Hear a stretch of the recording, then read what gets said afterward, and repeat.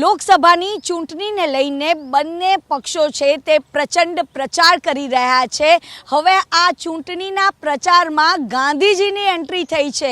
જી હા, કારણ કે રાજકોટમાં ઇન્દ્રનીલ રાજ્યગુરુએ રાહુલ ગાંધીને ખાસ કરીને એવું કીધું છે કે એ ખૂબ જ નિખાલસ છે અને ગાંધીજીમાં થોડીક લુચ્ચાઈ હતી। હવે એની ઉપર પણ રાજકારણ ચાલી રહ્યું છે। અમદાવાદની જનતા આપણી સાથે છે, તેમની સાથે વાત કરીશું। આ ઇન્દ્રનીલ રાજ્યગુરુએ એવું કીધું છે કે ગાંધીજી પછી જો કોઈ પાક્કો ગાંધી હોય તો તે રાહુલ ગાંધી છે। આપનું શું માનવું? તમને લાગે છે રાહુલ ગાંધીની તમે હિસ્ટ્રી તો જોયેલી છે? રાહુલ ગાંધીના ફાધર, એના ફાધર અને એના ફાધર એ બધા જાણે જ છે કે કોણ હતા। હવે એ નેતાને તમે ગાંધીજીને કોઈ બી અત્યારે તમે ઇલેક્શન ચાલે છે, કોઈને સારો દેખાડવા માટે કોઈને નીચે બતાવવું એવું ના કરવું જોઈએ।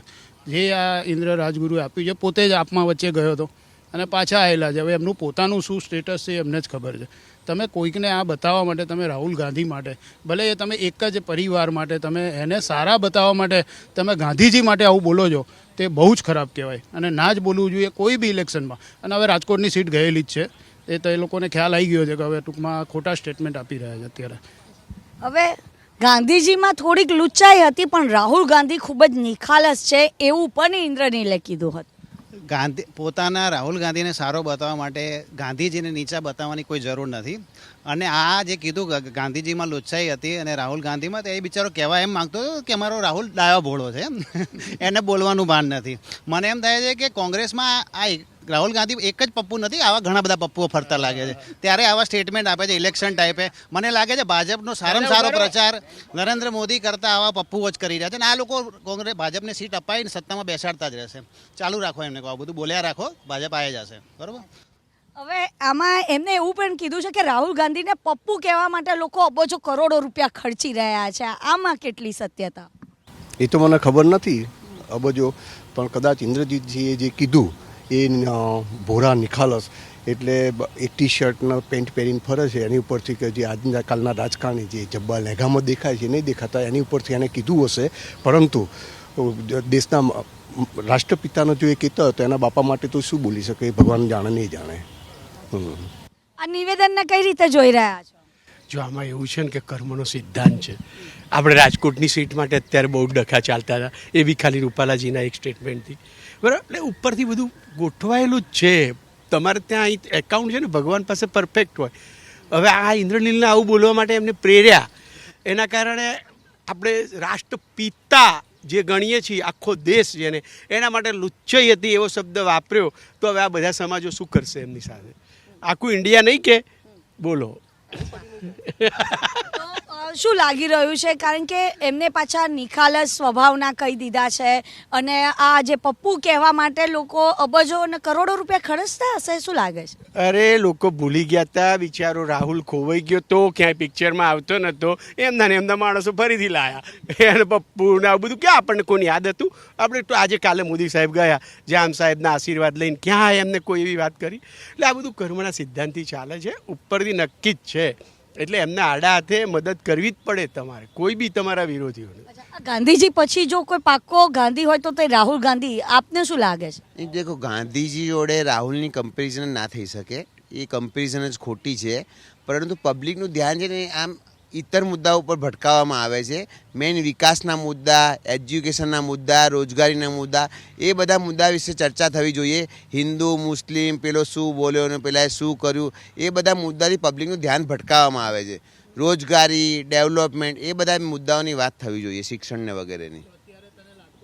જીએસટીનું કલેક્શન જોઈને તને લાગતું નથી કે કંઈક છે બિઝનેસ કે આ છે વિકાસ દેખાતો નથી તને? આટલી બધી જગ્યાએ વિકાસ છે, તને અત્યારે સિમેન્ટના રોડ આપણા એરિયામાં જોયા હતા? આ સ્નાનાગર જોયું હતું? આ જેનવેસમાં જોયું હતું? આ રોડ જોયા હતા બધા? આ વિકાસ તને નથી દેખાતો? આવી વાત નહીં કરવાની। જે તને મુદ્દો પૂછ્યો છે એની વાત કરને તું ગાંધીજી માટે। ભ્રષ્ટાચાર, તમને ભ્રષ્ટાચારના મુદ્દા નથી દેખાતા? અજીત પવાર આમાં જતો રહ્યો, જે ભ્રષ્ટાચારી હતો, એ તમને દેખાતા નથી મુદ્દા? હા, કેસ ચાલુ છે, તે શું કર્યું શું સરકારે? તમે શું ભાઈ ભ્રષ્ટાચાર, એ બધા મુદ્દાઓની વાત કરો ને। ઓલો શું બોલી ગયો, ઓલો શું બોલી ગયો, એ મહત્વના મુદ્દા નથી। બસ આપણી તકલીફ જ આ છે, 10 જણ જોડે ઊભા છે ને એમાં એકબીજાના વિરોધ કરે, આમાં શું દેશનું થાય? મૂકો માથા કૂટોની। ભ્રષ્ટાચારની વાતો કરીશું તો કોંગ્રેસના રાજમાં પેલું કનીમોજી ને કલમાડી ને કોલગેટ ને જીજાજી કાંડ ને બધા કેટલા કાંડો થયા હતા એ બધું અત્યારે ભૂલાઈ જાય છે લોકોને. અત્યારે આ પ્રચારમાં હવે ગાંધીજીની એન્ટ્રી કરી છે આ કોંગ્રેસે, તો આ યોગ્ય કહેવાય?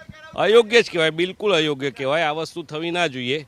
આજે હું તો આજે હમણાં ચર્ચા થતી હતી એ પ્રમાણે જો ચર્ચા કરું તો આપણે જે વિચારીએ છીએ કે માનો કોંગ્રેસ, તો કોંગ્રેસને જે એક સમાજ વરી ચૂકેલો છે એ સમાજને તમે ગમે તે કહેશો કે ગમે તે કોંગ્રેસ સ્ટેટમેન્ટ આપશે તો એ એમને જ વરેલો છે. મને તો એ નથી ખબર પડતી કે આપણા જ રાજપૂતો કેમ આટલું બધું પકડીને બેઠા છે. આજે એમને હિન્દુત્વ કે આપણો દેશ કેમ નથી દેખાતો પહેલાં કે નેશન ફર્સ્ટ આમ કેમ કરીને નથી બેસતા કે ગમે તે બોલી ગયો માણસ, હવે એ માણસે 4 વખત માફી માંગી લીધી, તો માફી શું ક્ષત્રિયને તો લોહીમાં જ માફી હોય ખરેખર. એ માફી કેમ નથી આપી રહ્યા એ નથી ખબર પડતી. આની પાછળનો એજન્ડા તો ખરેખર શું કહેવાય પોલિટિકલ જ દેખાય. એમને માફી એ રીતે માંગી હતી કે ભાઈ મારા પક્ષને નુકસાન થાય છે એટલા માટે હું માફી માંગુ છું, એમના આ શબ્દ હતા. એટલા માટે અત્યારે જે ક્ષત્રિય છે તેનો વિરોધ કરી રહ્યા છે. બેને શરૂઆતની માફી હતી, એના પછી એમણે કોઈ જ કારણ નહીં, કશું જ નહીં, અને હું એના કોઈ રીઝન્સ વગરની બધી એવી રીતે માફી પણ માંગી છે એ માણસે. એટલે એવું નથી શરૂઆતમાં તમે કહો છો એ બરાબર છે એવી રીતે માફી હતી, પણ પછી માફી કોઈ રીઝનલેસ નહીં માંગી છે કે ભાઈ હું કશું જ એમ બધી રીતે હું માફી માગું છું.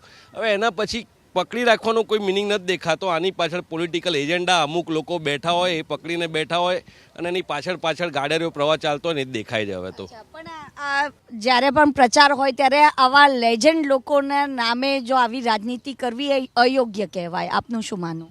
વાત સાચી છે, આવી રીતે ના કરવી જોઈએ. કોઈ બી આ લેજન્ડ એટલે આપણા રાષ્ટ્રપિતા કહેવાય, ગાંધીજી માટે અને કોઈના બી માટે આ લોકો મુદ્દો લઈને આવે. તમે અત્યારે ચર્ચામાં આવો, તમે ભ્રષ્ટાચાર કહે, ચલો ભ્રષ્ટાચાર હશે કહે છે, જ્યારે ભ્રષ્ટાચાર હશે તો તમે ભ્રષ્ટાચાર માટે વાત કરો, વિકાસ માટે વાત કરો, આપણે અત્યારે ક્યાં ગ્રો કરી રહ્યું છે આપણું એના માટે વાત કરો. આવી બહુ જ એકદમ નિમ્ન કક્ષાની વાત કરવાથી મને નથી યોગ્ય લાગતું.